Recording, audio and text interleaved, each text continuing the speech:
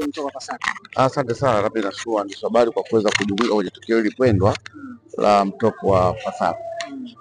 Na pengine sasa kama meya mstahiki wa jiji la Dar es Salaam, matukio kama haya yanajenga kitu gani hususan katika jiji la Dar es Salaam, na watu wengine cha kujifunza hususan kwenye matukio kama haya? Kwanza nimpongeze rafiki yangu, ndugu yangu Steven Nyerere pamoja na wanakwaya wote kwa kuandaa hafla hii muhimu sana ya mtoko wa Pasaka. Lakini faida kubwa ambayo iliyopatikana ni kwamba tunatengeneza umoja katika nchi yetu na udugu, lakini vile vile tunatengeneza connection kwamba ulikuwa hujui meya, sasa utamjua, ulikuwa una changamoto yako fulani, kwa hiyo sasa utajua.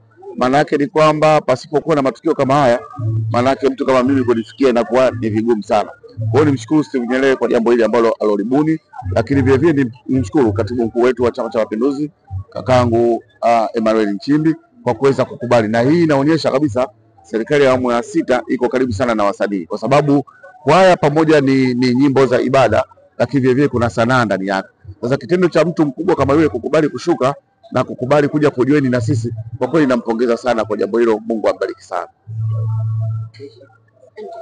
Unategemea kukutana na kitu gani pengine, yani kufika hapo unafikiria ulikuwa unatamani kukutana na nani ambaye labda ulikuwa unaishi kukutana naye? Mimi katika kufika kwangu mimi nilikuwa na wishi ni moja ya malengo ya tukio la leo. Kwa mujibu wa kakangu Steven Nyerere, aliniambia kwamba kutakuwa na sala ya kumwombea Mheshimiwa Rais Dr. Samia Suluhu Hassan na kuiombea nchi yetu amani, kwa sababu wenzetu wa Kongo leo hii uwezi ukasema media kama hizi zikusanyike kumhoji kiongozi wote, namna suffering ambayo unaopitia. Sisi tumepata bahati, nchi yetu iko na amani na utulivu. Kwa hiyo na kazi anazofanya Mheshimiwa Rais ni kubwa sana, na tumeingia kipindi cha mvua.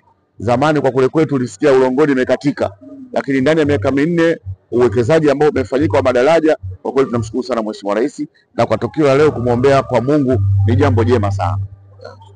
Asante.